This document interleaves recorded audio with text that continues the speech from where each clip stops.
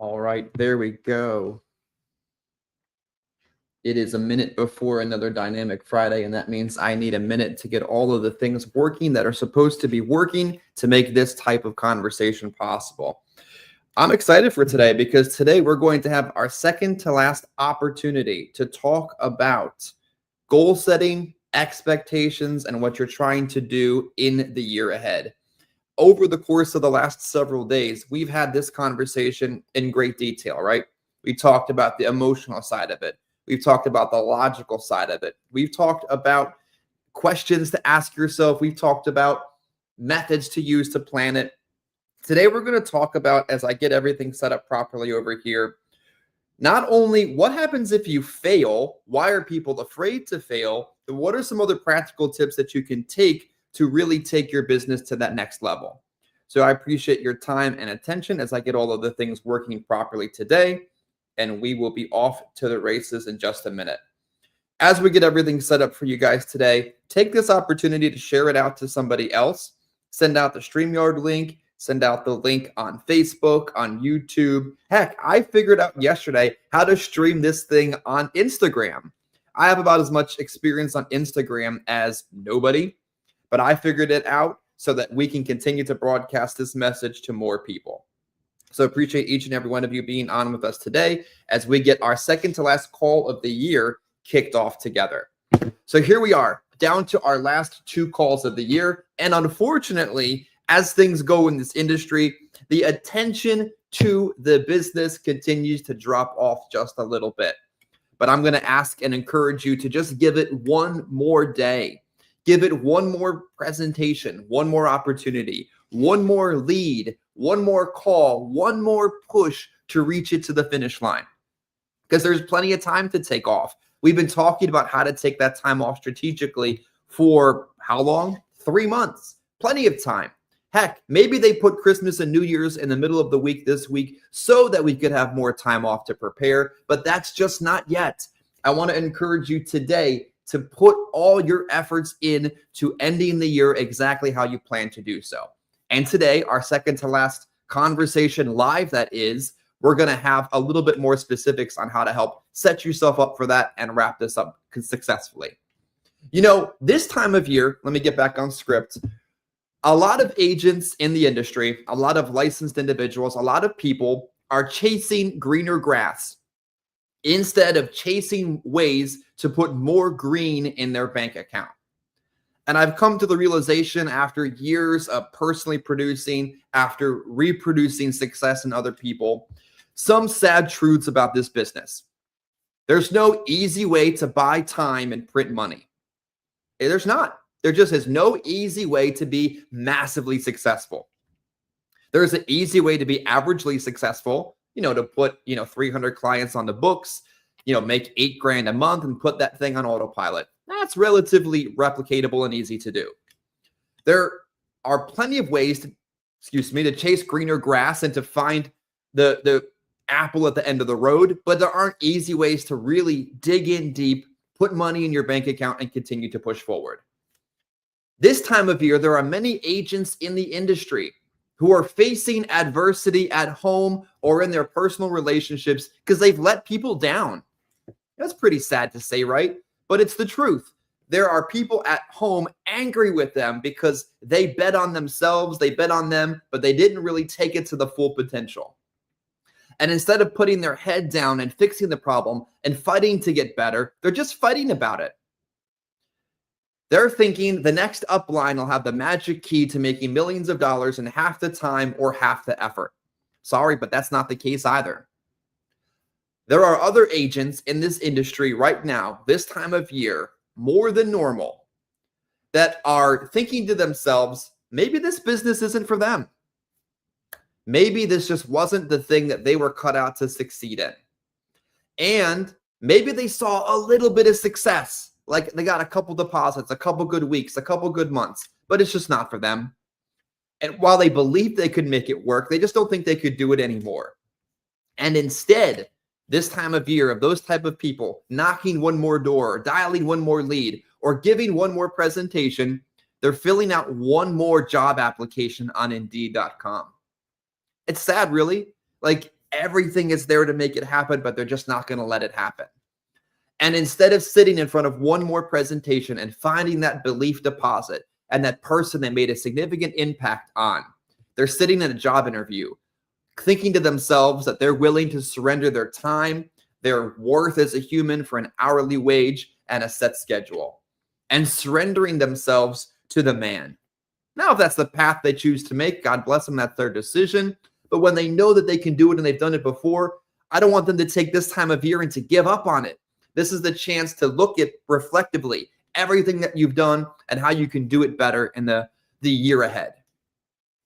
I also think, as I was kind of writing out the open this morning and talking about, goal setting and wrapping up the year and setting up the year, I think that so much of this industry is built on the backs of agencies. Obviously, hierarchies, IMOs, all those three-letter abbreviations, brands, culture, community, connection, those things that get you excited and get you out the door and then wear off at around 10:30. But here's the thing. We know this, right? All those things, the agencies, the IMOs, the brands, the culture, the community, the jerseys, the taglines, the connections, it's just a guardrail to get you where you want to go. It's the truth of it. Sean Mike isn't going to write the application for you. Craig Harvey isn't going to knock the door for you. Ritter Marketing isn't going to submit the application for you. Family First Life isn't going to deposit the money in the bank account from the application that you didn't write. It's you. We, Loyal Insurance, aren't going to dress you in the morning and put you in front of the breakfast table and then send you out the door. It's you. Sure, some IMOs, agencies, and three-letter places might specialize in different ways to do business. We specialize in the hybrid way of selling final expense and writing Medicare. Others might specialize in virtual sales, IUL sales, office sales, or hiring employees and building a brick and mortar physical location, kind of smelling a little bit like State Farm. But really, when it all comes down to it, at the very base level, it's still you. It's still you who's watching or listening today that's going to decide what the results are. And as we enter this holiday season, Christmas, New Year's, the time with yourself, self-reflection, and time with family and those important to you, I want you to really think about the fact that it's you. You define your success. Not me, not Adam, not Waylon, not anybody. You. You decide your fate. You put in the time and put in the effort or don't. You invest the energy and the emotion necessary to achieve the result and to chase the dream. We talk about it plenty of times, right? It's not the dream that is the most fulfilling part. It's not the goal that you've achieved. It's the race to get there that's the most motivating factor. You make the difference, or you make bad choices. Not me. You. You save more than you spend or sell without thinking ahead. You. So I did an interview yesterday with Eric Kamadi that you're going to see on Christmas Day across social media, from Facebook to Instagram to YouTube to LinkedIn to all of the things. Watch it. Wherever you see it, just watch it. It's worth every single minute of the conversation. I did another interview with John Kite that's going to play, I believe, the day before or the day before that. These are individuals in the industry, people, no different than you and me, flesh and blood, human beings, but the kind of individuals who built multi-seven-figure agencies and made it to the pinnacle of our industry, the private equity table, and made the decision to take all that they've made and make that big check from it. They didn't do it by changing uplines every year. They made some strategic changes over the course of their career. Of course, they didn't do it by recreating a wheel. They didn't do it by cutting corners or making bad choices. They did it, and you'll hear a lot about it in those conversations. But one of the things I reflected on most interestingly from that is how you can set your job description, how you can define your success, how you can take the time to, self-motivate and self-educate yourself with a lot of good reading material. And in the conversation I had with Eric yesterday that I found to be very interesting, he talked about how he likes to set big goals for himself, but he also isn't afraid and really does expect in the process of setting those big goals to fail. So today, when we get into Adam's part of the conversation in just a few minutes, and he starts talking about how to write $200K a year, and I start talking about how to write 200 Medicare plans a year, a conversation you may have heard before, but there's always a little bit of nuance to it, always a little bit of fresh perspective, always a little bit of current a day events mixed into the conversation. When we have that conversation live across social media, I don't want you to be afraid to set that same big goal for yourself, because I don't want you to be afraid to fail in the process of achieving that goal. I think so many individuals in this industry, maybe even some individuals in this agency, are terrified to fail. Like, failure would be like falling off of a roller coaster that you were already afraid to get on, and then you're dead from it. Guess what? Even if you didn't make it in this business, you're not going to be dead afterwards. Like, it really isn't the end of the world. But if you don't ever put in the full effort to try to get there, that's the really disappointing part of it. So I thought for a second, how do I take and bridge us from a mindset type conversation about it being about you to a practical conversation about how to get there, the 200 and 200 chase. So what did I do? You can probably guess what I did. I looked up the definition of failure. And the definition for failure is actually pretty long. There's like several different definitions of failure. And for all I know, we had this conversation before at some point over the course of the last 4 years, but humor me if we did. Failure is defined in a bunch of different ways, and I'm going to walk through them real quickly here. Number one, lack of success. Well, here's the thing. You can't fail for that reason in this industry and this agency, because we know exactly how to succeed. It isn't that complicated. You do X, Y, and Z, and the results come from it. So don't worry. If you're afraid to fail, we can already remove that one from the list of definitions of failure. A lack of success isn't going to happen because I can show you how to make it happen. Here's the next definition. The omission of expected or required action. Well, here's the thing. You actually can fail for that reason because I can't do the action for you. We talked about that one already. But if you're afraid to fail, maybe you can prevent yourself from failing by putting in the action necessary to avoid failure. How do you fail from a regular job? You just don't show up. You don't show up for 3 shifts or a week or 2 weeks, and then eventually they just take you off the schedule and you don't work there anymore. How do you fail in this industry? You do the same thing. It really isn't that different. You just stop showing up and eventually you run out of money and have to do something different. So if you're afraid to fail, just continue to freaking show up, and you can eliminate that from the list of definitions of possible reasons you can fail. Here's the next one. The action or state of not functioning. That's interesting, right? The action or state of not functioning. Well, guess what? One of the reasons why we do what we do every morning at 9 a.m. Eastern is I can show you that it's functioning, that I can talk to you about what functions, that you can hear other people talk about what functioned in their business, and you can continue to take that information and go function yourself. So if you're afraid of failure in this agency, in this industry, with a license, or even to go out and get a license, maybe you're watching this and you're thinking to yourself, I hear all the time about this insurance thing, but I'm afraid it's not going to work out. Well, if someone can show you how to function in this business and you go out and apply that level of functionality, you're not going to fail. Here's another one. A sudden cessation of power. Well, I don't know about that one. That just means like you died. Maybe that's why you failed, because you no longer have a pulse. I can't help you with that one. And the last one, the collapse of a business. Well, guess what? This agency and this business is never going to collapse. This is a recession-proof industry, a century-plus old industry. And guess what? Everyone's going to die.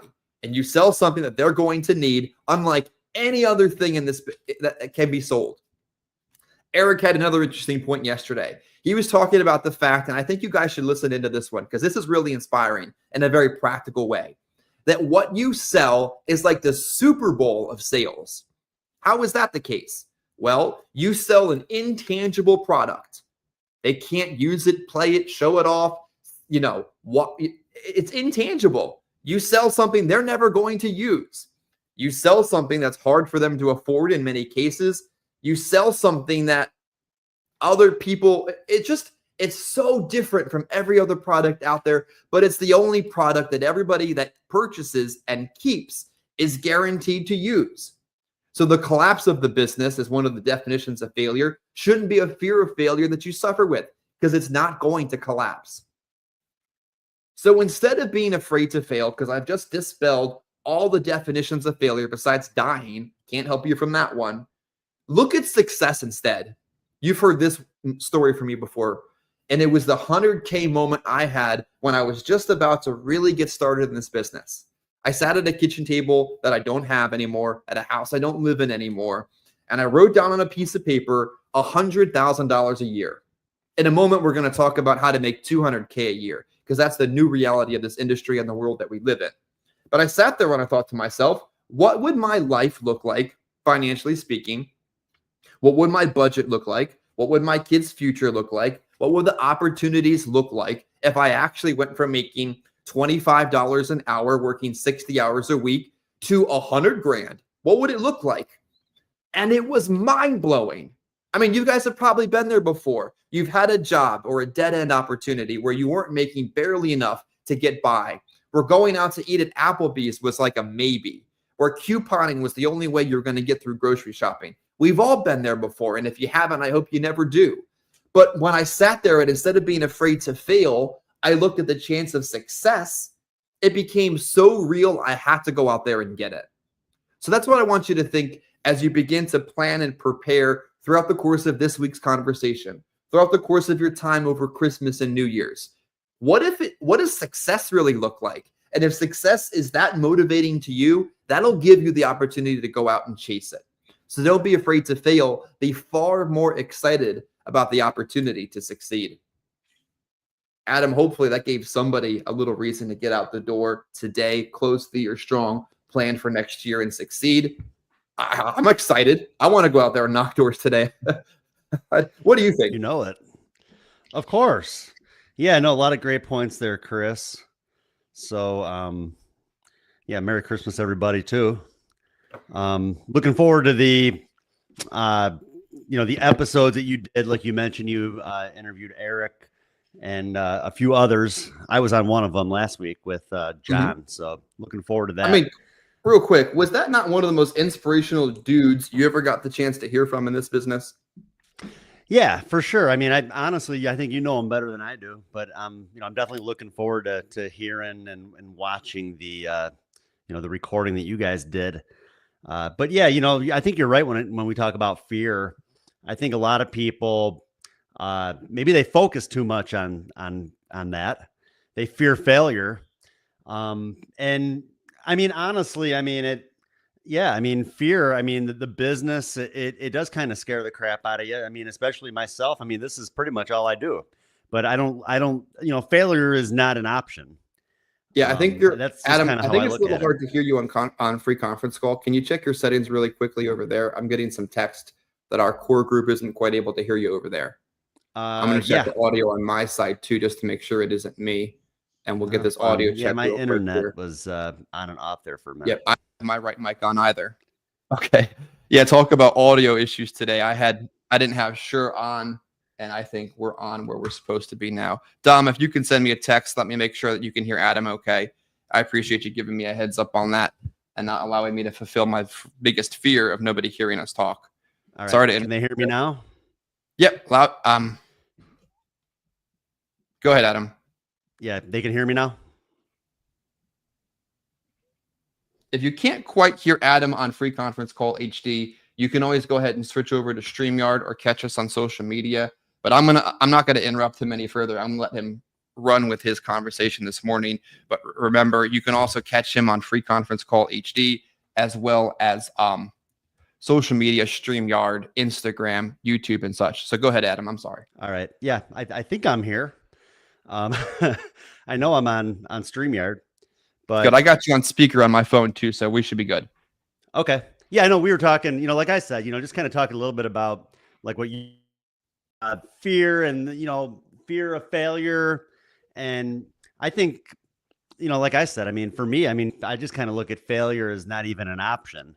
And you can't focus on like the what ifs. You can't focus on like, what if I have a bad day? What if I have a bad week? You know what's going to happen? You're going to have a bad day. You're going to have a bad week. You need to focus on I've always said, just kind of moving forward and always focusing on the next person that you're going to go see and focus on the next sale. And, You know, that just, you kind of have to get fear out of the equation. Yeah. You know, it's a tough business, honestly. You know, I think too many people out there make this business out to be a lot easier than it is. I mean, even like so many of these different videos lately, even on TikTok, I've been seeing a lot of content, a lot of like phone sales people where they have like these videos and just, I mean, they make it look like it's so easy.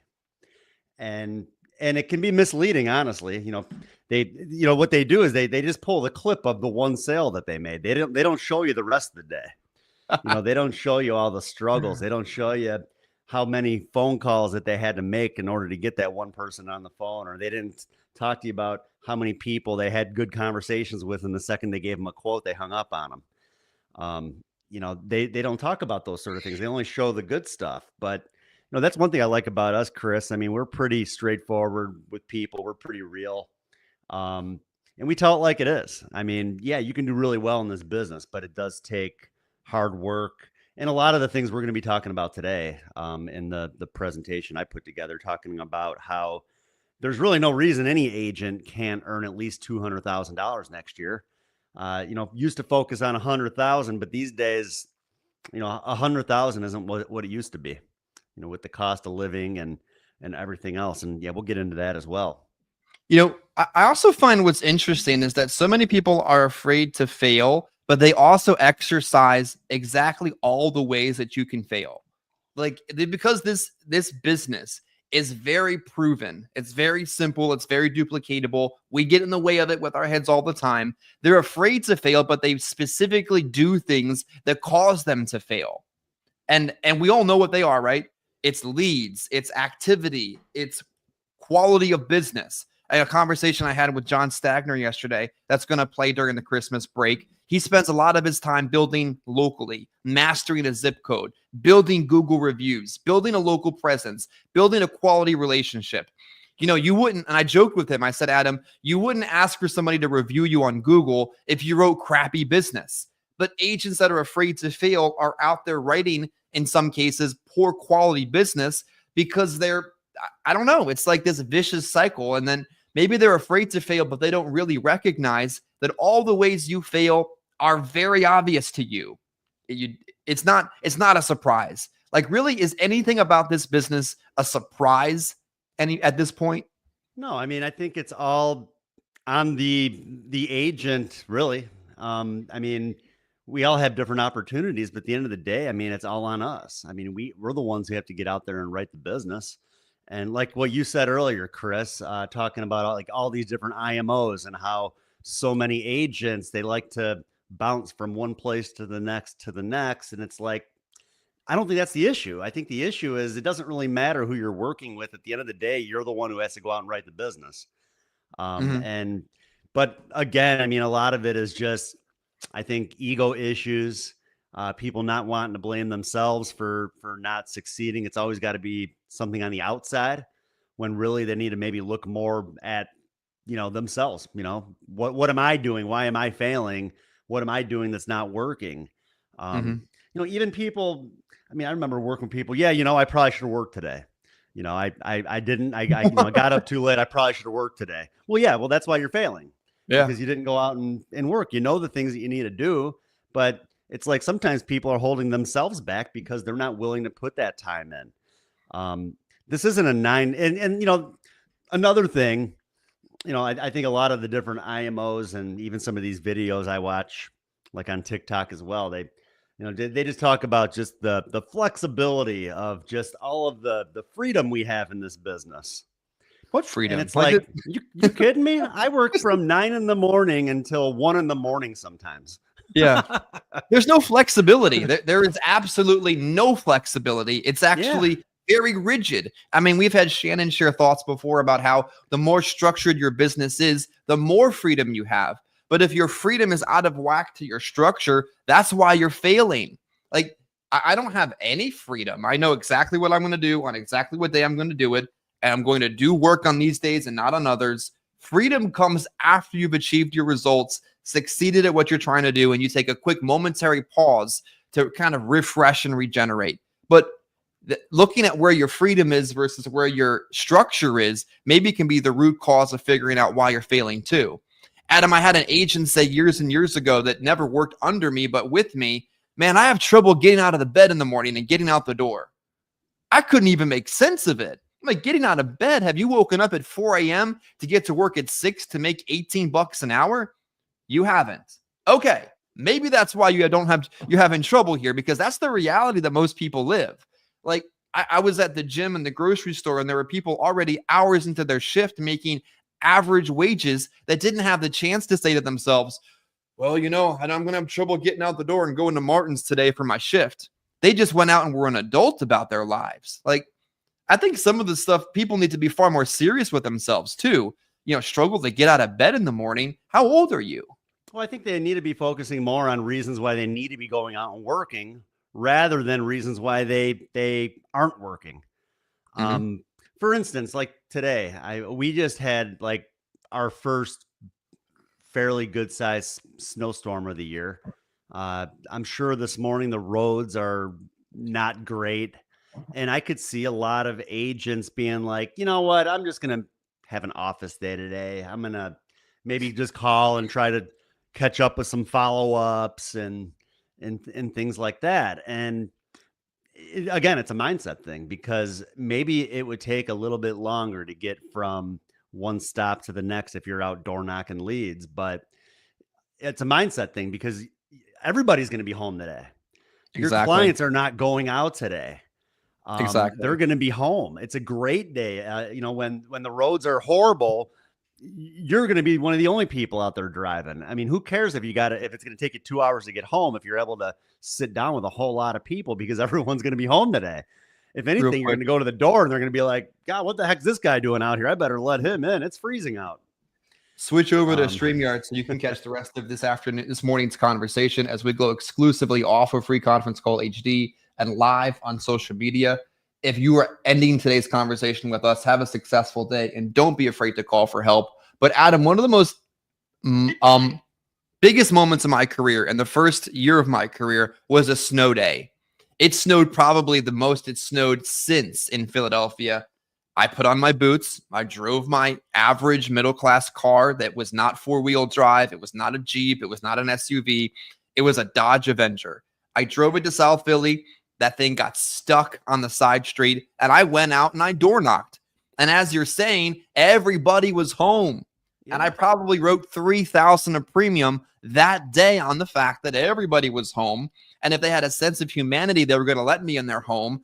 And there was just so much opportunity there that most people wouldn't bother to show up and try to find. I had a meeting once with a whole bunch of agents, and I was talking about what I do and how I door knock leads and, put a route together. And yeah, I just remember one guy raising his hand. What do you do when it's snowing out? I put on boots. What do you do when it's freezing out? What do you do when it's below zero? I wear heavier clothes. I mean, like I said, I think so many times people come up with reasons why they can't work today, rather than focusing on the reasons why they should be working. And like I said, I mean, just that's a prime example, is just the fact on days like today, when it's when most people aren't going to want to go out. Well, that's a good thing for you. You go out, you're going to catch a heck of a lot of people at home, even on days when it's raining out. And I think the same guy said, what do you do when it's raining? I don't know, bring an umbrella with me.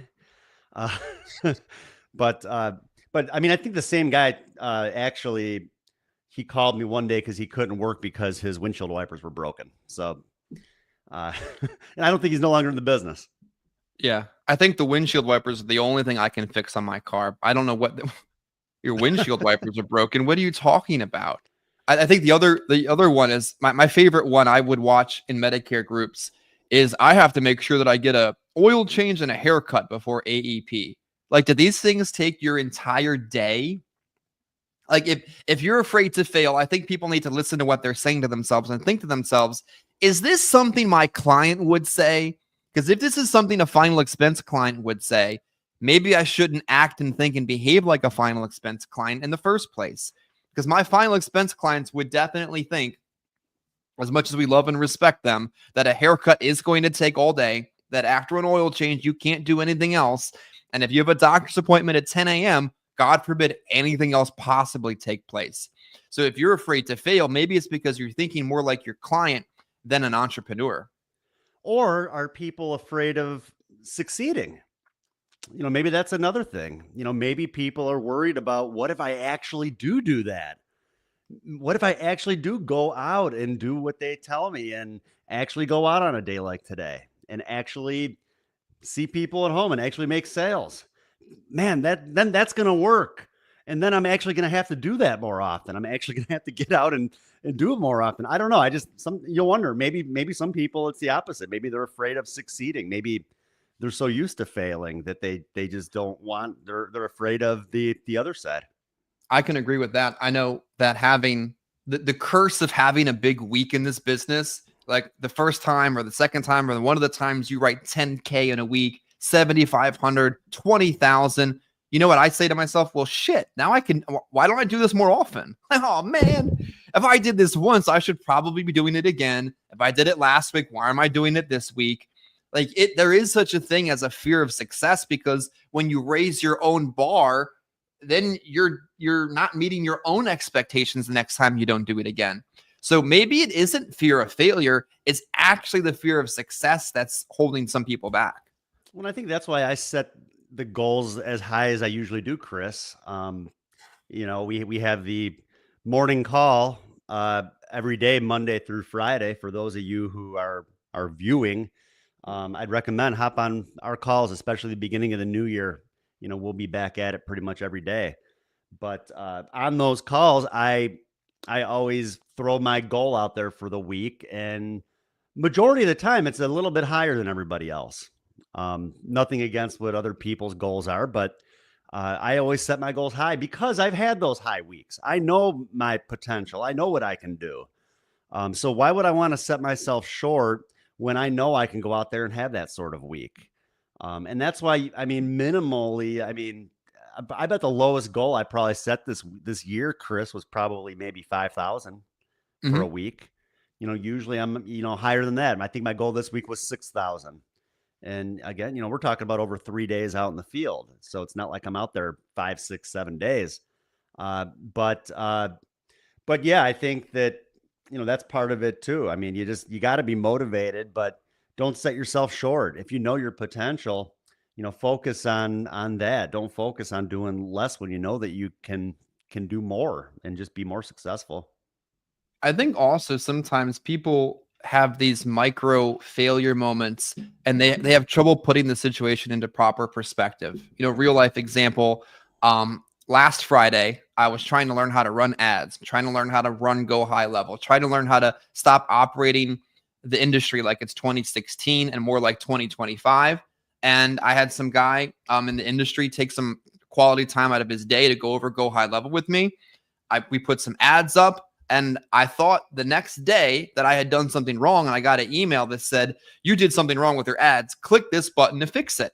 Yeah, I didn't do anything wrong with my ads. I had got hacked. I clicked the ad like an idiot, lost my Facebook account until this morning. And I think these little moments of frustration in your life, in your business, in your personal places, really people can't put them into proper perspective, and it slows down their growth trajectory.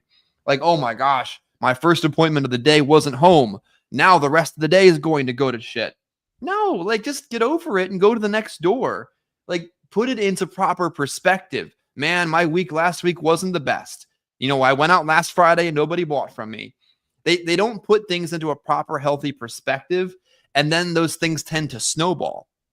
I talked about earlier this week, I think, the fact that I don't believe in a bad day or a bad week. I believe that people let these micro moments get out of control and they snowball into bigger problems. Have you ever experienced that before, where you let a bad Monday bleed into your Tuesday, slow you down on a Wednesday, and before you know it, the week was a wash? Oh yeah. Yeah, for sure. I've had weeks like that. And unfortunately, yeah, so much of this is mindset. And sometimes, I try to stay positive. Sometimes I get in my head. Sometimes, like you said, sometimes it does snowball. Sometimes, one person ticks you off and it leads to more of that. Yeah. It's like, you got to get over it. Even the other day, I just remember I left the house I can't remember. Something set me off. I was just ticked off leaving the house. And it's like, you need to like figure out a way to get back in a right mindset. And that's what I did. I figured out a way to kind of forget about anything else that was going on and just focus on the, kind of getting back into that positive mindset. Otherwise, I probably would have had a pretty bad day. And I think I ended up writing 5,400 in premium that day. So, I want to hear a little bit about that. Yeah. yeah, for sure. Well, I'd be happy to kind of share, what I did. Let's do to that in have a moment. Week. Because I think I have those exact same feelings sometimes. And maybe when people hear us being honest and transparent, they could recognize that there are no superheroes in this business, just men and women trying to secure their own fates and success. I get out in the field sometimes and I think, what about Friday? What about Saturday? What about next Tuesday? What about next Monday? What about the day before? What about this agent and that issue and this email and that text and this voicemail? And all these issues just start to pile up in your head. And I think to myself, all right, stop. You know what you can do? Win today. Run the appointments, knock the doors, dial the calls, work your list, work your backups. Just do today. Get today under control, focus on winning today, and then you can tackle next Tuesday with a clearer conscience.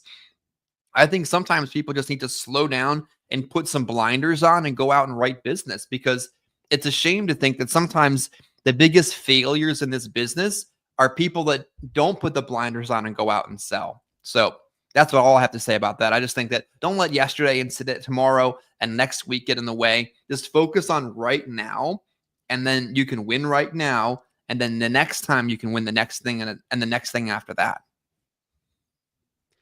Most definitely. So 5K in a day. Tell me about it. Yeah, for sure. Yeah, I can kind of run through a little bit with my week.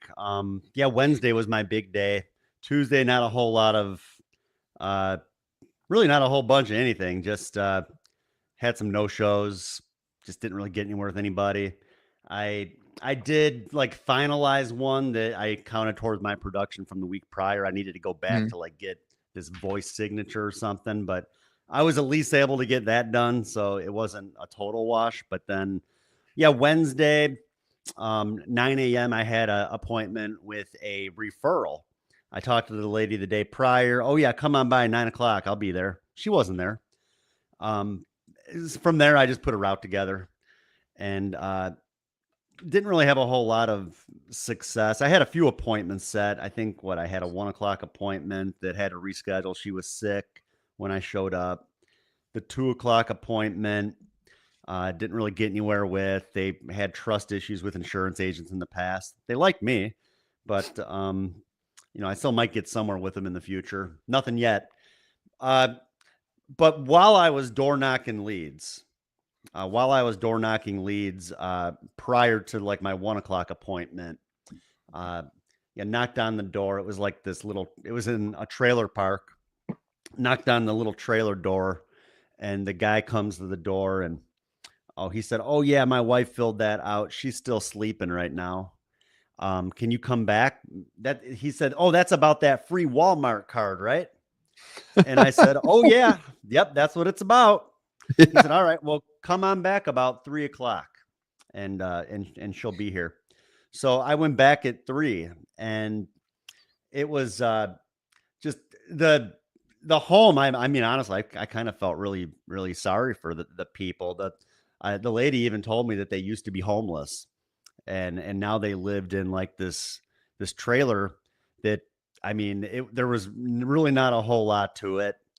I think she even said like they were only paying like maybe $500 or $600 a month, like in rent, but her landlord like wasn't even keeping up with things, and like half the time they had cold water, and just, I mean, it just, really felt bad for the husband and wife. But anyways, the husband, his sister died like 3 days ago, so this was like fresh in his mind. He actually has to go down to Tennessee. I think he's probably down there now for her funeral. She lived down there, but was talking to the wife. She actually came out to my car because, again, just the living situation. I don't know what the inside looked like. They didn't want me to come in. So we went and sat in my car, and I did the whole presentation. We sat in the car. We went through all that. She took my iPad back, and her husband came outside. I saw him sign it. He came out and he signed it. I wrote one in a car this week too. Did you? Got to be flexible. Yeah. I wasn't sure if Yeah, I was being kidnapped or writing business, but yeah. Yeah. So, and you got to do what you got to do. I mean, I don't care. She can come sit in my car. My car, at first we sat outside. She wanted to just sit outside on like her front step or whatever. And it was freezing out and it was windy. I'm like, why don't we just go in my car? We can sit in the car. I don't bite. You don't got to worry, and she said, okay, fine. So, she went and sat in the car. I turned the heated seats on and, and it was good, went through everything. And I think I wrote 10,000 a piece on her and her husband. It was like $80 a month. That was at 3:00 in the afternoon. And then I had a 5:00 appointment in Chicago. It was about an hour from where I was at. So I finished up just on time to be able to get to the 5:00 on time. And that was a referral from a policy of an agent that's no longer in the business. So the policy holder, he had other people that needed coverage. I mean, this is like business another guy could have wrote, but the guy decided that, he'd rather, stay in bed all day.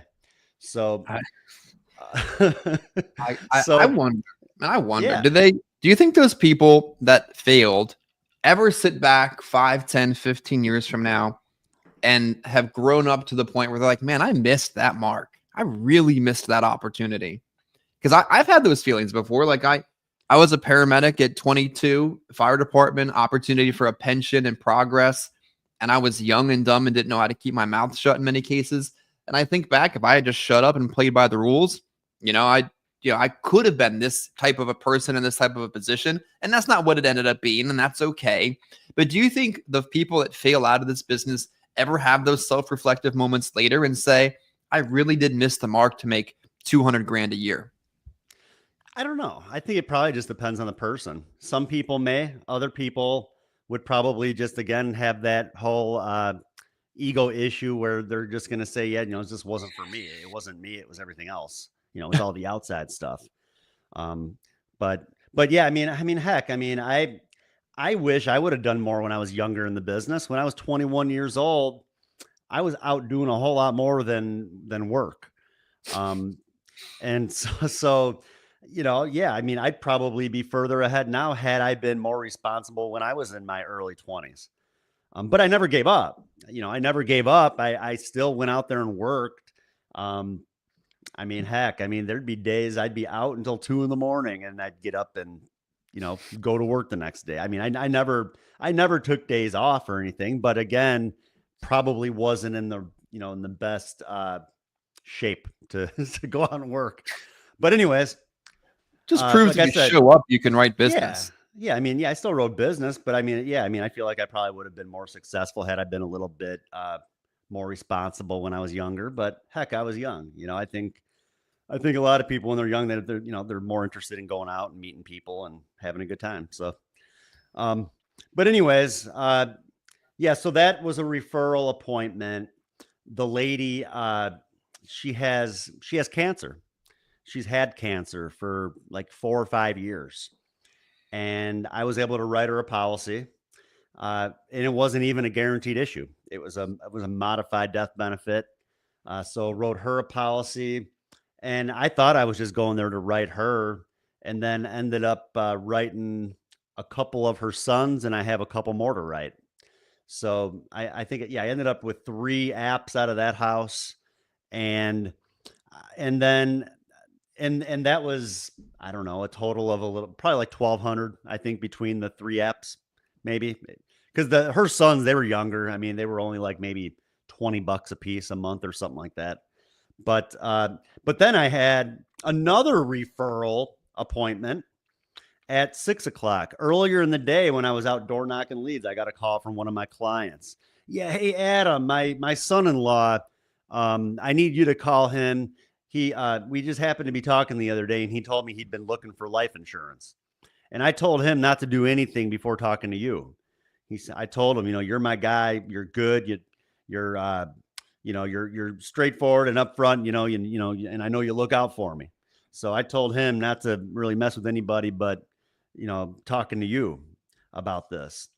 And I said, all right, well, what's his number? I'll give him a call.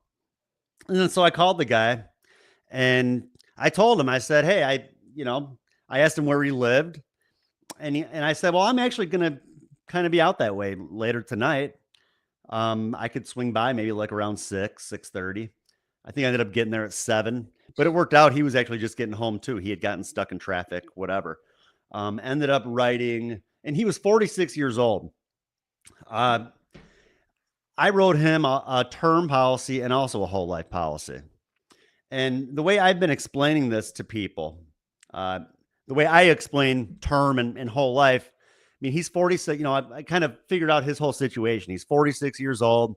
He's married. He's got 4 kids, kind of similar to my situation, and myself. Heck, I mean, I have a mortgage. I have, I know that if something were to happen to me, there's going to be a lot of expense there when it comes to the house still needing to be paid off, and heck, there'd still be property taxes having to be paid every month and all that stuff.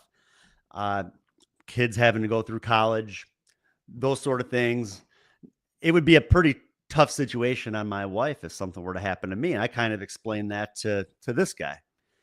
And I told him, I said, whole life is for expenses that never go away, like a funeral.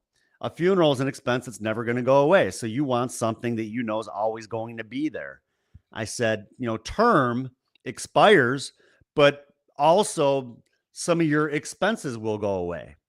And I told him, I have 2 30-year terms. I have a 30-year mortgage. Well, when my house is paid off, well, that is no longer going to be a big expense that's there. And at the same time, my kids will be grown. They'll be out of school at that point. We're not going to need all that extra coverage. We're not going to need $2 million in life insurance benefits, but there's still going to be there's still going to be the funeral expenses. And that's why I have a little bit of both. I have the term to cover the expenses that go away, but then I also have the whole life for those expenses that are always going to be there. And he was like, yeah, that makes a lot of sense. So yeah, I ended up writing him. Originally it was $1 million policy. It came back that he got rated up and ended up switching it to $500,000, but he was happy with that. So wrote him $500,000 30-year term. And then I wrote him a $50,000 whole life policy. So in that house alone, it was like, $270 a month in premium. And he can afford it. The guy's got a good job. I'm going to be going back to write his wife too. I didn't want to throw too much at him all at once. So Curious, that day, yeah. What's up, Chris? What did you use in that scenario? Because that's some interesting underwriting, interesting product choices, interesting idea, because a lot of times insurance agent runs into a 46-year-old, which is out of their norm, and they just don't know what to do in that situation. Yeah. So what did you choose product wise? Well, I wrote him one of the same term policies that I have. The Transamerica, I forget what they call it. Trendsetter. The Trendsetter. Yep, yeah, I'm one of those too. Okay. Good choice. Yeah. I wrote them that, their rates are awesome. I mean, as far as I know, they seem like the best rates out there, and they're easy. It's simplified issue. You don't got to worry about anybody having to come back to take the person's blood or, make them go up on a scale or anything. Yeah, I mean, it's a good policy. I have it. I have one of those on my wife as well. So I wrote him that, the 30-year term. And then I was going to write him Baltimore Life, 50,000 whole life. And I went to their e-app, and it was like under maintenance. And I mean, we're talking about, it was probably close to 8:30, 9 o'clock at night Central Time by the time I was writing that application. So I figured Baltimore, that's Eastern Time. It was probably like 9 or 10 o'clock at night. So yeah, maybe their system was just updating or whatever, but I wasn't just going to leave without writing it. So I actually ended up using Elko, Chris. Elko Mutual. A lot of you might not even know who they are. They're a smaller company. They're local to me. They're up north. They're good guys. I've met up with them. Pretty decent company. Ended up writing it with them. They have the whole life as well. The rate was actually cheaper than the Baltimore. So, I was going to do the Baltimore, and it was just kind of like on a whim sort of thing. I knew I needed to write something. I didn't want to leave without being able to write that app. So yeah, ended up writing it with them. And yeah, it was a good rate, 50,000. He was 46 years old, and I think it was like $87 a month whole life. So it wasn't Nice. it wasn't a bad policy. He was happy with it. And then, like I mentioned, I'm probably going to go back and write his wife. She is a few more health issues, a little bit younger. I think diabetic. Yeah, insulin diabetic under the age of 40. And I looked, and it looks like I can write the Transamerica FE Express on her. 18 to 80, cool. 1885. They're cool with that. So I think that'll be a really good policy to write for her based on, there's companies that somebody who is under the age of 40 on insulin that'll push you to modified, where they're not even going to cover you right away. And she's not even going to get, she's not even going to get rated up. With the FE Express, the Transamerica one. So awesome. yeah, I'm probably going to go back and write that one. Just haven't done it yet. Like I said, I didn't want to throw too much at him. He's right there between those two policies. Like I said, it's going to be $270 a month, and he's got other bills. And I kind of know the guy's income. I figured, let's just let it breathe a little bit, and I'll go back and write the other one maybe next month or the month after. Yeah, and then yesterday, just did some door knocking and ended up with one more app for the week, I think. So within those 3 days, I think I was at about maybe 6,200 in premium. So I'll take it. Not a bad way to end off the week before Christmas. Outstanding. We have about 15, 19, 20-ish minutes to go before we have to go on to our next stop for the day. Let's run through that how to presentation sell real quick. 200. Let's go 220 or 200,000, 200 MAs in 2025 in 20 minutes. Yeah, we get to talking, and then it's like, oh yeah, I forgot we actually had a topic to talk about today. If you guys are watching right now, feel free to drop a comment where you're watching from or what you'd like us to talk about in the future. If you're watching in the future, appreciate you being here as well. Any engagement you can give us on the content allows it to be shared to other people. And we have a lot of exciting content coming out over the course of the next 2 weeks, pre-recorded for the industry as our Christmas gift to you. So make sure you give us back that gift in return by commenting, and engaging in the content. Let's do it, Adam. 200K, 200 MAs in 20 minutes. Here we go. So yeah, I'll try to breeze through this too. As I mentioned, used to focus on teaching agents how to do 100,000 their first year. That's not enough. I wish I could say it is, but it really isn't these days. You got to think bigger. And that's why I think a year or two ago, I changed it to 200,000. And this is the reason why. An average monthly expenses for a family of 4 in the United States is $8,500. So, do the math on that. 8,500 times 12. Right there, you're over 6 figures just in expenses. So how are you going to get ahead if all you're focusing on is writing 100,000 or earning 100,000 for the year? You're never going to get ahead. You're going to be living paycheck to paycheck in the insurance business. Yeah, like one of the guys on YouTube just comments, and lead cost chargebacks. There's a lot to it. So yeah, that's where we got to think bigger. Like I said, annually, yeah, that's $102,000, and that's a family of 4. I'm a family of 6.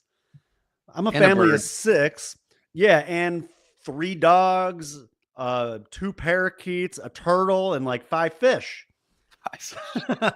This fish will do it in for you too. Oh man, those fish, yeah, they're expensive. But yeah, there's a lot of expense there. Family of 6. Heck, it's going to be a lot more than 102, and I know it is. That's why I hustle. My family, boy, it's expensive for sure. To raise a family of 4. We got mortgage, college tuition, just a bunch of other things. And like I said, and plus, I mean, anyways, who wants to be average? I mean, do people really get into this business like, I just hope I make enough to get by? I mean, most people, I would hope, have bigger aspirations and goals than that. So, what's it going to take to earn 200,000 over the next 12 months? Well, you need to set goals. I recommend setting an annual goal. How much business do I want to write this year? Some people might focus on income. How much money do I want to earn for the year? I usually focus more on how much premium do I need to write. Because if I know how much premium I need to write, well, then those numbers will all come together. But I'm going to factor in the lead costs. How much am I spending on leads? And because you have to deduct that from it. But I got to figure out how much do I need to write. And that's another reason why I set the goals as high as I do, Chris, because I really do need to write 5,000 or 6,000 a week. Honestly, I mean, expenses are high. So that's the thing. I'm going to keep my comments brief so we can do this in 19 minutes. But your goal has to matter to you. Like, goal almost loses its touch as a word because we talk about it so often. It's your standard, your production standards that you have to meet. It has to be something that matters to you. My weekly goal is based on my budget, and my budget has to be met or I don't have enough money. Adam's goal is his budget. If you're just setting a number that doesn't matter to you, you're never going to hit it. So this number has to matter.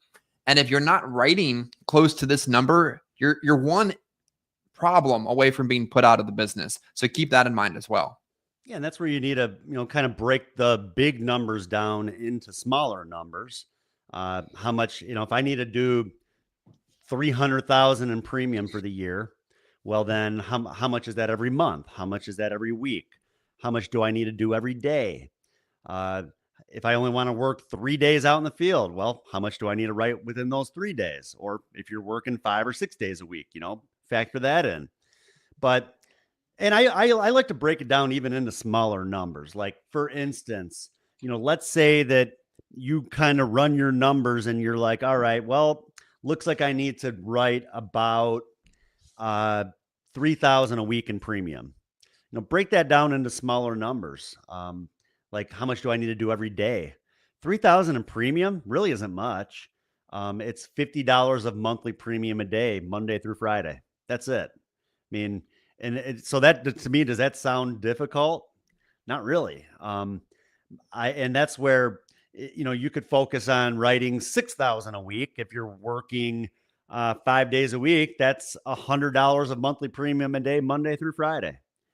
To me, that makes it sound a lot easier than saying, okay, well, I'm going to write 6,000 this week and just not really it's just a number out there. But I don't know. I think when I make the number smaller, it becomes more realistic, if that makes sense to you, Chris.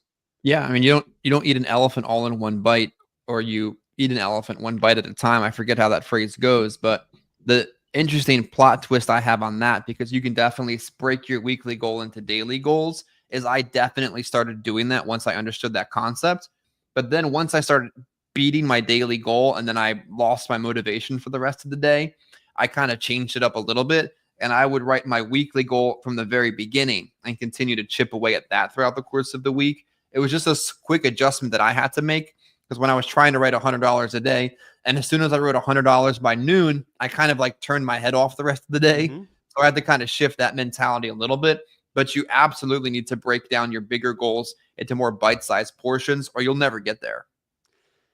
Yeah. And, like you said, Chris, even if you hit that goal early in the day, you just got to keep going. If anything, try to do it again. Okay, I wrote my $200 in premium already. Hard to believe, it's only 12 o'clock in the afternoon. I had a really good morning. Don't go home, because we don't know what tomorrow's going to bring. Try to hit it again.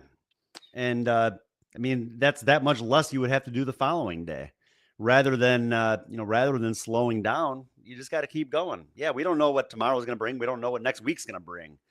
It's great to have those goals, but once you hit them, you can't just relax. If anything, if it's the end of the week, celebrate. But if you hit it early in the week, well, you just got to keep going. Uh, and number two, big factor, of course, we talk about this so much, pretty self-explanatory. If you want to earn over $200,000 in 2024, you got to put the time in. It's not just something that's going to happen. You need to get out there and do it. And work ethic is probably the most important part of this whole equation. You got to be able to get out there and work. You got to be able to set your hours and know when you're going to be working. For me, the easiest thing that's helped me to get out of the house earlier is to always try to have a 9 o'clock appointment set in the morning. If I can always have that 9 a.m. appointment set, well, that means that I'm going to be up and I'm going to be out. And even if I don't have any other appointments the rest of the day, I got plenty of leads in that area and I'm already out there. So do what you need to do. If that's what it takes to get out of your house early, set up an early appointment. And heck, and if you're going home too early, set up a 6 o'clock appointment. Make those your two most important appointments to set for the day, a 9 a.m. and a 6 p.m. Because then Absolutely. you're already out there. And why are you going to go home to go all the way back out there? You already got plenty of other people to see. Do what you can to catch up with more people. But you got to treat this like I said, it's not a 9 to 5. It's more than that. And yeah, maybe I work more than others. Like I said earlier, I mean, there's days I'm out of the house at 8 in the morning and I don't get home until the other night. I didn't get home till 10:30. And then I'm still working on stuff and still not going to bed till 1 in the morning, 2 in the morning sometimes. But I think that's what successful people do. They don't look at the clock. They look at, what's it going to take to succeed? And there's only so many hours in the day. Yeah. You can't make more coffee. You can't make multiple six figures if you can't get out of bed before 9 o'clock. Man, I have trouble getting onto a 9 o'clock conference call. Well, you're going to have trouble making more than 40 grand, 30 grand. You can't. Like that, the amount of time and effort and energy and focus and preparation and activity it's going to take starts way sooner. And if you're having trouble getting up, you're going to have a lot more problems. Yeah. And if anybody out there is telling you that you can, make a ton of money in this business with not a whole lot of effort, they're lying to you.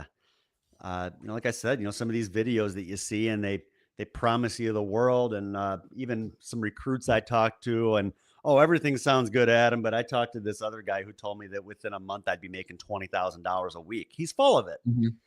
Okay. Oh, yeah. And if you're gullible and you believe that, we'll go work for that guy.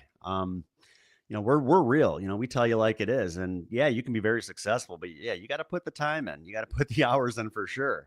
I wish it was easier.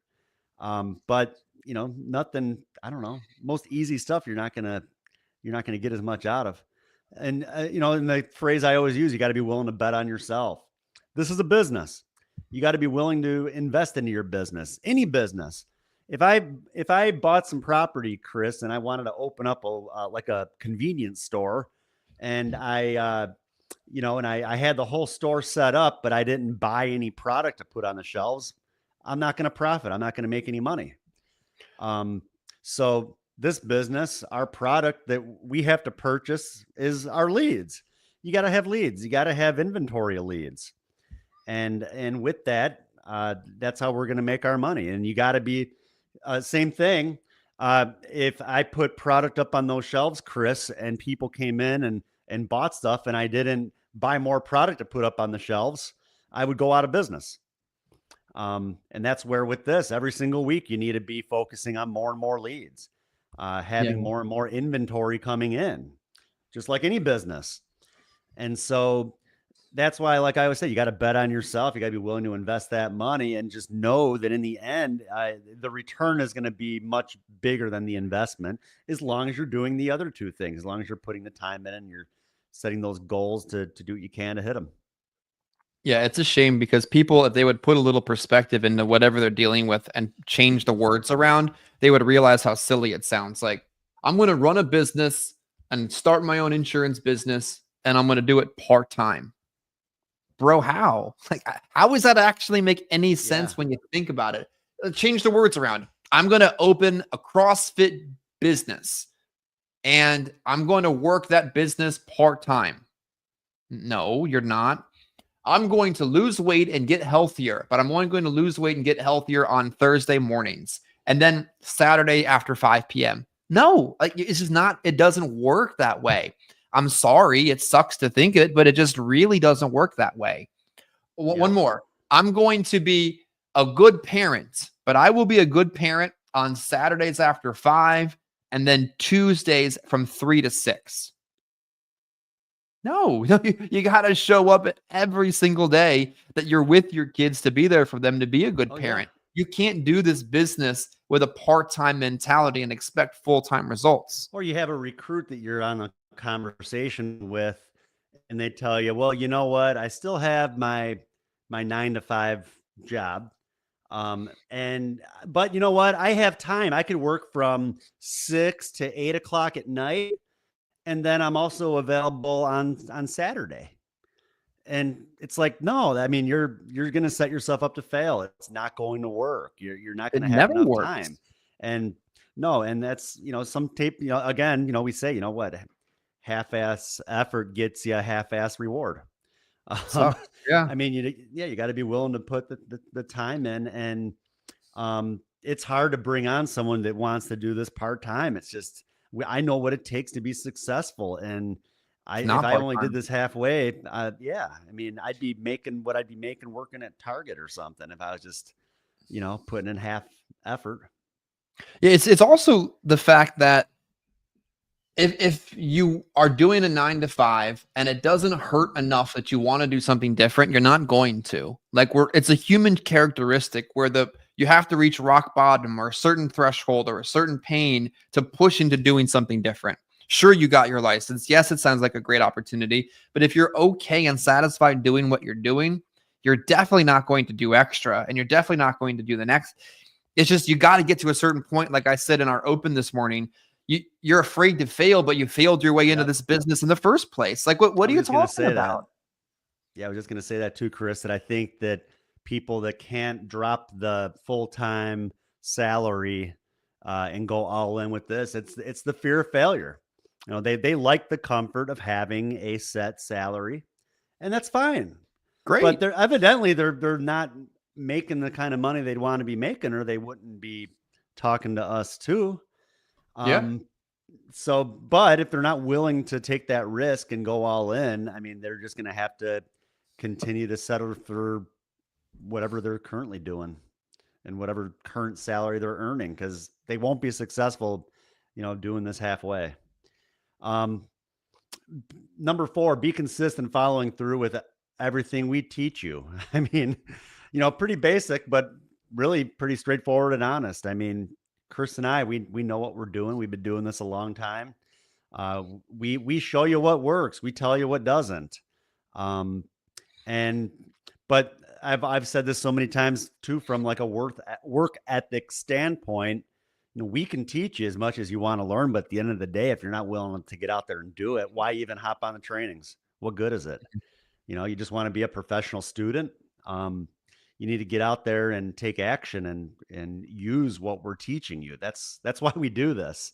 Yeah, we had a failure to launch a couple of months ago, Adam, that said they needed more and more and more and more of our training. They weren't ready yet. And I'm like, we just gave you an hour of literally private training. Tell me where you want leads, say what I just told you to say, and you got to try. Like that. We have 142 podcast episodes, Chris. Yeah, I don't know. And I remember 3-4 years ago, before I made the commitment to do this, I could understand if they didn't have the stuff or the training or the information, but there's a Google Drive. There's a free university of training. There's 100 and some episodes. There's our entire presentation. All the stuff is there. And if you're an agent or an agency right now, and you're not getting the kind of support, comp, leads, access to carriers, then maybe you need to have that kind of conversation with us as well. Because this isn't just a ground level conversation to the personal producer. There's plenty of small agencies out there trying to grow on low contracts with no support or no vision. And we spent the whole year, Adam, talking about vision and legacy, and we've wrapped up that conversation at this point. But it takes vision to get where you're going. And if you're not being provided that either, we need to talk. Yeah, most definitely. And talking about the podcast, looks like we got a little commercial here right in the middle. Like I just mentioned, I mean, and I'll be loading another one after our call. So we'll have 143 episodes on Apple and Spotify and YouTube. Our audio is now on YouTube as well. YouTube has the podcast platform as well. So, and I try my best to keep up with the video too, Chris. But yeah, 142, 43 episodes right now. All of like what we're talking about today, just a lot of good content to help and support and teach agents the business and what works and what doesn't. And I've always said when I first got in the business, there wasn't anything like this available. I mean, I bought sales CDs, listened to like Zig Ziglar and Brian Tracy, and that's just general sales tips. Nothing really focused on what we do specifically, but that's what we have. That's what our podcast is specific to what we do when it comes to final expense and Medicare and anything in between. So for those of you that are viewing today, I definitely recommend check it out and follow our podcast. And that way you'll be notified anytime a new episode will be thrown out there. And as I mentioned, I'll be loading one right after this. I got one ready and I fell asleep last night, so I'll do it when I sounds like I'll do excuses to me. Yeah, Sounds it's like an excuse, excuses. but I know. I forgot to drink my coffee late in the day. Did you know if you work 25 leads a week, every week, again, talking about consistency, and you are only able to set appointments on half of them. So you set 12 appointments and you're only able to sell half of your appointments. So you make 6 sales off of your 12 appointments. And usually if I'm sitting down with 12 people, Chris, I think I'm going to write more than half of them. Oh, absolutely. I'm probably going to write closer to probably 75% of them. About 3 out of 4, I think, that I sit down with, I'm going to write business on. So this is, to me, I'm showing you small numbers. If you only wrote half of your appointments, so 6 sales on 12 appointments on 25 leads, you will earn $274,000 next year. Or You got to type in there 2025. But. Yep, and you write 4 Medicare Advantage enrollments, which is half of the people you sold final expense to. You'd earn 274, and you would earn like $100K in year 2 from that.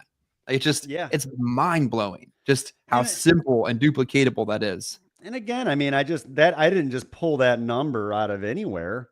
I mean, you break that down, 274,000 divided by what, 52? I mean, kind of shows what you're going to earn each week. Of course, my calculator's not loading when I need it to. But like I said, right there, I mean, that's very doable. Based off of that 6 sales a week, I'm thinking that's probably, 6 sales a week. I mean, right there, you're looking at what, about $800. 8,000, 6,000 in premium, 8,000 in premium. I can't remember. Anyways, 6 sales. I think 4,800 was the number. I'm thinking probably right around that figure, 800 annualized premium per sale on average. So yeah. And if you got to hop off, if we're not quite done yet, I can finish up, but yeah, I'm going to drop off camera for a second. So just go solo for a minute and I'll be right back. Okay. Yeah, that's fine. So having a steady flow of leads, again, is essential. 25 leads, 12 appointments. There it is. Okay, so I had it on here. This is a training I put together a while ago, but 6 sales a week, 4,800 in premium. So that was the number I was looking at, was like around 800 annualized premium. And if I did the numbers this year, I would say my premium average per sale is probably right around there, about 800, maybe even a little bit higher than that. And it's so funny because back in the day, I mean, I would say my average premium was maybe closer to 600, about $50 a month.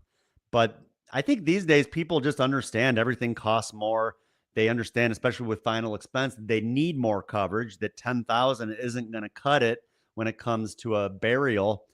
And for years, I mean, I wrote so many $10,000 policies, and now, I mean, I would say my average is probably more like 15 to 25,000 in annual in face amount, because people understand they need more coverage. 10,000 isn't going to cut it, but it's going to cost a little bit more to have a policy that's a little bit bigger than that.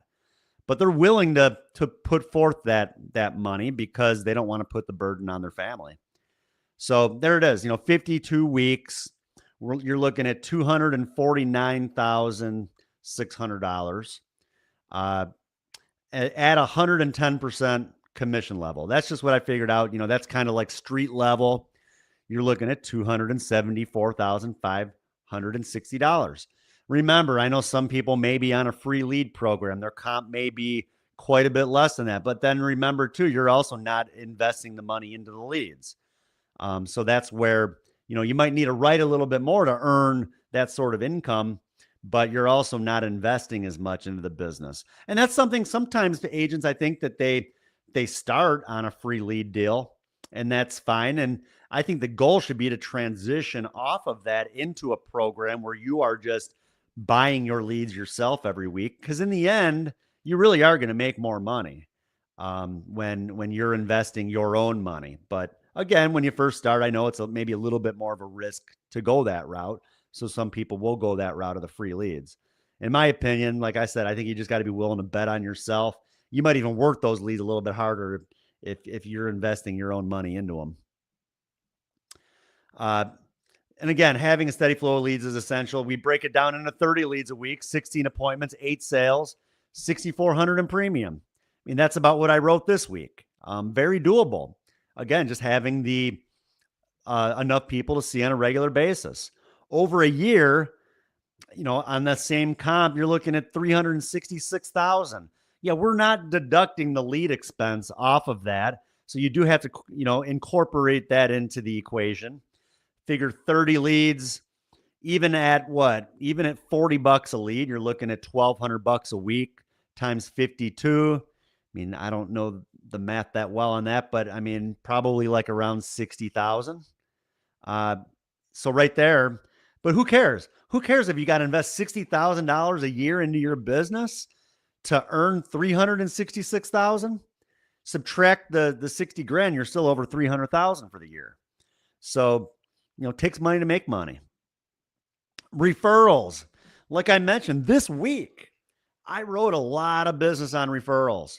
Like the most business I probably ever written on referrals. I've never been huge on referrals, and I'm kind of kicking myself for not pushing too hard on referrals, but lately I have been.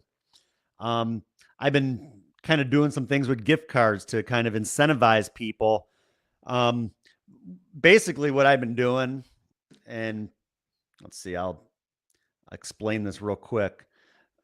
So I'm going to explain real quick what I've been doing to help with referrals and to generate some more referrals. When I'm in a home and I make a sale, I keep a couple gift cards on me. To me, it's more real when I can actually show the person a gift card. Like if I just tell them, okay, look if you send me some referrals, I'll give you a gift card. It's not going to, I don't know. It doesn't hold as much value in my opinion. But if I have a gift card on me and I can show it to them, I might get a little bit more out of that in my opinion. So I close up the sale and then I pull out my calendar. And what I've been doing, I've been telling the person, look, I actually have an opening at 3:00 today. If you have somebody that you can call right now and tell them that they need me to come see them, and if you can set that appointment for me for 3:00, I'll give you this $25 Walmart gift card. And it's been working really well. I pull that gift card out, they get right on their phone and they start calling their family members and friends because they know that if they can set that appointment for me, I'm going to give them that gift card. I mean, heck, you're going to spend more than that on an appointment if you're buying leads. You're going to spend $40 on the lead. Plus, I have appointment setters that call for me. That's increasing the cost of that appointment as well. So right there, I mean, heck yeah, I'll pay $25 for an appointment with somebody that is in the right financial situation to sit down and talk business with me. So yeah, that's what I've been doing to get the referrals lately. And then if aren't able to set the appointment with me, I usually tell them, look, if I'm still able to sit down with them, I'll see what I can do to help you. And I'll probably more than likely send them something. I'll send them a Walmart gift card or something. But yeah, that's been working pretty well for me. Like I said, this week, I wrote 6,400 in premium, and I would say about 1,800 of it was off of leads, and the rest was off of referrals. So about 4,600 this week in premium off of referrals. So good business to write. And I think it's business that's going to stick too. So anyways, right there, 6 sales a week. If you make 6 sales a week and you get 1 referral each on a sale, that 1 extra sale a week is going to earn you an additional $45,000 a year. We're just talking about 1 sale off of a referral a week, just 1. And like I said, this week, I mean, 4,800, I think I said in premium, 4,600 in premium, something like that off of referrals. I mean, heck, if I did that every single week, I mean, boy, I'm going to have a lot more coming in next year, not only off of leads, but just from the referrals. So yeah, definitely you need to be asking for referrals. Look at referrals as free leads. Like I said, yeah, I'll give them a gift card if they're able to set the appointment for me right then and there. But to me, it's worth it. And I'd be paying for a lead anyway. So what's $25 to help my client out? And they're helping me out, and with a good opportunity to make another sale. So setting your schedule. If you don't have an appointment setter, you need to set time aside to set up appointments. I would recommend to set aside 2 days to focus on setting up appointments and to keep up with your business, or hire an appointment setter. Like I mentioned, I have too much other things to do. I don't have time to be sitting around all day. I know the type of work that these appointment setters do in order to set me up the appointments. Honestly, I don't have the patience to be on the phone that long to try to set up the appointments that they're setting. Cause I mean, they're calling and dialing and dialing and dialing. And I tried the telesales thing a year and a half ago. I couldn't stand it. I mean, that's just me. I know other people are successful at it. I just couldn't stand the constant dialing. So I'd rather someone else do all that for me. So, the appointment setters, they handle it for me, but someone who's brand new that maybe just doesn't have the money to be able to pay an appointment setter as well, just set that time aside, a couple days. I would call on Monday to set Tuesday and Wednesday, or you could even call on Sunday for Monday and Tuesday. As long as you just set that 1 day, usually works. And then you could call on Thursday to set for Friday and Saturday, or you could call on Wednesday for Thursday and Friday. You don't want to set the appointment too far out, because the further out you set the appointment, the higher the probability that they're not going to be home. So, if I'm setting for Monday, my goal is to set for Tuesday. I'll set it up for Wednesday if I have to, but I'm going to try to fill my whole Tuesday before I start to fill in times for Wednesday. And then you could always, if you have openings on Wednesday, you get home from work on Tuesday, you could get on the phone and try to set up the rest of your Wednesday. But I think if you dedicate a whole day to fill up a day, you're going to do pretty well with setting up those appointments. And set up appointments on the hour, especially like if you're working direct mail leads, everything is so close together.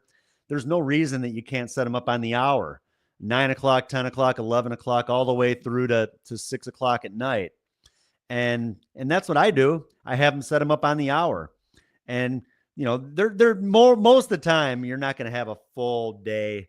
You're going to have some openings in between. But the great thing too with the direct mail is that we start to build up that inventory of leads, and we have more than enough of people to see within that one area. And another reason you can set up appointments on the hour, even if you go a little bit over on an appointment, I just always have the mindset that I'm going to get done what I'm there to do right then and there. I'm not going to rush myself out of the door, because there's no guarantee that my next sale, there's no guarantee that my next appointment is going to be home. And if I'm late, I'm late. And even when you set the appointment, you could even give them maybe like a 30-minute window. I know our appointment setters usually do that. They might set it for 9 o'clock and they say, all right, well, he'll be there between 9 and 9:30.